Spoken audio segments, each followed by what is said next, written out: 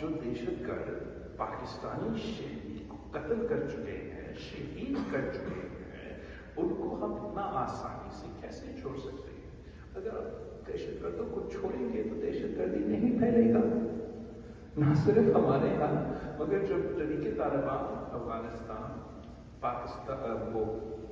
حکومت ملا، انہوں نے بھی اپنے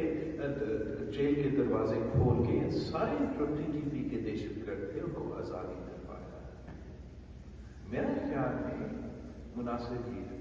ابھی بھی یہی ہوگا کہ ہم TTA سے بات، تحریک طالبان افغانستان سے بات کریں اور یہی ہم پیغام بھیجتے رہے کہ TTP پاکستان کی یہ ریڈ لائن ہے، ہم ان کے خلاف ہمارا اپنا سرزمین میں سخت ایکشن لے رہے ہیں، جیسے آپ نے بنوں میں دیکھا۔ اگر